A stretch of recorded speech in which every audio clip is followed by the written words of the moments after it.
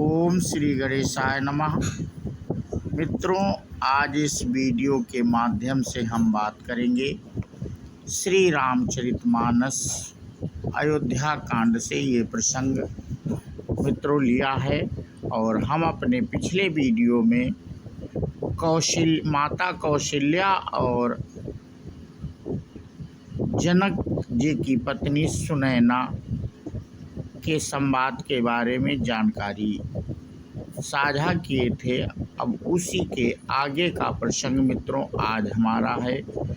जनक सुनैना का संवाद, भरत जी की महिमा। इसके बारे में इस वीडियो के माध्यम से मित्रों हम चर्चा करेंगे इस प्रसंग की। तो बिना देरी के हम अपना प्रसंग शुरू करते हैं। बार बार मिली भेट सिय विदा की सन्मान, और कही समय सिर भरत गति रानी सुबानी सयानी। राजा रानी ने बार बार मिलकर और हृदय से लगाकर तथा सम्मान करके सीता जी को विदा किया। चतुर रानी ने समय पाकर राजा से सुंदर वाणी में भरत जी की दशा का वर्णन किया। सोने में सुगंध और समुद्र से निकली हुई सुधा में चंद्रमा के सार अमृत के समान भरत जी का व्यवहार सुनकर राजा ने प्रेम विहल होकर अपने प्रेमाश्रुओं के जल से भरे नेत्रों को मूंद लिया। वे भरत जी के प्रेम में मानो ध्यानस्थ हो गए। वे शरीर से पुलकित हो गए और मन में आनंदित होकर भरत जी के सुंदर यश की सराहना करने लगे। वे बोले, हे सुमुख, हे सुनैनी, सावधान होकर सुनो। भरत जी की कथा संसार के बंधन से छुड़ाने वाली है। धर्म, राजनीति और ब्रह्म विचार, इन तीनों विषयों में अपनी बुद्धि के अनुसार मेरी थोड़ी बहुत गति है, अर्थात इनके संबंध में मैं कुछ जानता हूँ। वह धर्म, राजनीति और ब्रह्म ज्ञान में प्रवेश रखने वाली मेरी बुद्धि भरत जी की महिमा का वर्णन तो क्या करे, छल करके भी उनकी छाया तक को नहीं छू पाती। ब्रह्मा जी, गणेश जी, शेष जी, महादेव जी, सरस्वती जी, कवि, ज्ञानी, पंडित और बुद्धिमान, सब किसी को भरत जी के चरित्र, कीर्ति करनी, धर्मशील, गुण और निर्मल, ऐश्वर्य समझने में और सुनने में सुख देने वाले हैं, और पवित्रता में गंगा जी का तथा स्वाद मधुरता में अमृत का भी तिरस्कार करने वाले हैं। निरवधि गुण निरुपम पुरुष, भरतु भरत समजानी, और कही सुमेरु की शेर सम कवि कुल मति सकुचानी। भरत जी की असीम गुण संपन्न और उपमा रहित पुरुष हैं। भरत जी के समान बस भरत जी ही हैं, ऐसा जानो। सुमेरु पर्वत को क्या शेर के बराबर कह सकते हैं, इसलिए उन्हें किसी पुरुष के साथ उपमा देने में कवि समाज की बुद्धि भी सकुचा गई। हे श्रेष्ठ वर्णवली, भरत जी की महिमा का वर्णन करना सभी के लिए वैसे ही अगम है जैसे जल रहित पृथ्वी पर मछली का चलना।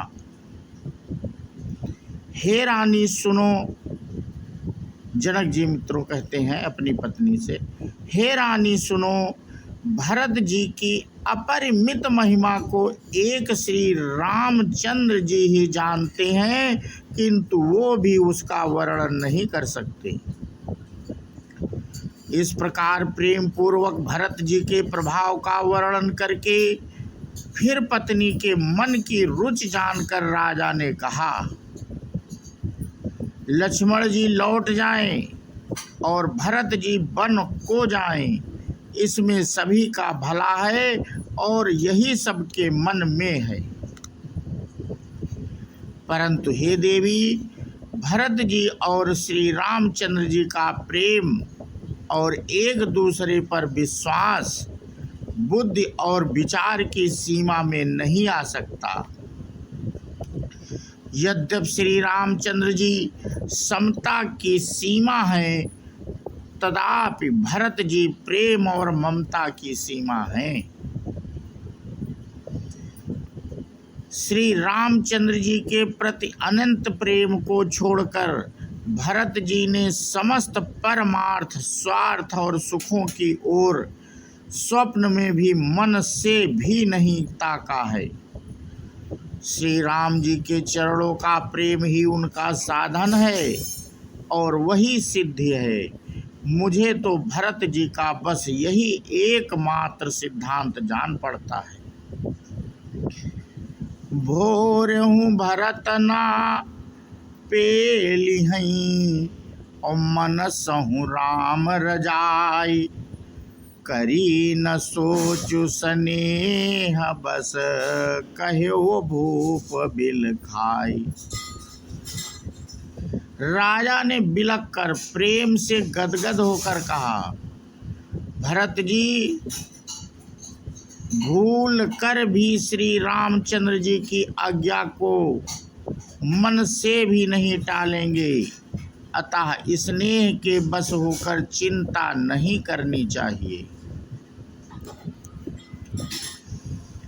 श्री राम जी और भरत जी के गुणों की प्रेम पूर्वक गणना करते हुए पति पत्नी को रात पलक के समान बीत गई। प्रातः काल दोनों राज समाज जागे और नहा नहा कर देवताओं की पूजा करने लगे। श्री रघुनाथ जी स्नान करके गुरु वशिष्ठ जी के पास गए और चरणों की वंदना करके उनका रुख पाकर बोले, हे नाथ, भरत अवधपुरवासी तथा माताएं सब शोक से व्याकुल और वनवास से दुखी हैं। मिथिलापति राजा जनक जी को भी समाज सहित क्लेश सहते बहुत दिन हो गए, इसलिए हे नाथ, जो उचित हो वही कीजिए, आप ही के हाथ सभी का हित है। ऐसा कहकर श्री रघुनाथ जी अत्यंत ही सकुचा गए। उनका शील स्वभाव देखकर प्रेम और आनंद से मुनि वशिष्ठ जी पुलकित हो गए। उन्होंने खुलकर कहा, हे राम, तुम्हारे बिना घर बार आदि संपूर्ण सुखों के साज दोनों राज समाजों को नरक के समान हैं। प्राण प्राण के जीव सुख के सुख राम, तुम तजितात सुहात ग्राज नहीं तिनहि विधि बाम।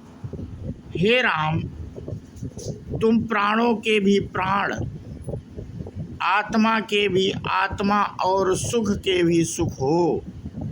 हे तात, तुम्हें छोड़कर जिन्हें घर सुहाता है उन्हें विधाता विपरीत है। जहाँ श्री राम के चरण कमलों में प्रेम नहीं है, वह सुर्ख कर्म और धर्म जल जाएं। जिसमें श्री राम के प्रेम की प्रधानता नहीं है, वह योग कुयोग है और वह ज्ञान अज्ञान है। तुम्हारे बिना ही सब दुखी हैं और जो सुखी है वे तुम ही से सुखी है। जिस किसी के जीवन में जो कुछ है तुम सब जानते हो। आपकी आज्ञा सभी के सिर पर है। कृपालु, आपको सभी की स्थिति अच्छी तरह मालूम है। तो मित्रों, आज हम अपना प्रसंग यहीं पे समाप्त करते हैं और इसके आगे की कथा मित्रों हम अपने अगले वीडियो में आप लोगों से साझा करेंगे। बोलो श्यावर रामचंद्र की जय, हनुमान की जय। जय हिंद, जय भारत, वंदे मातरम।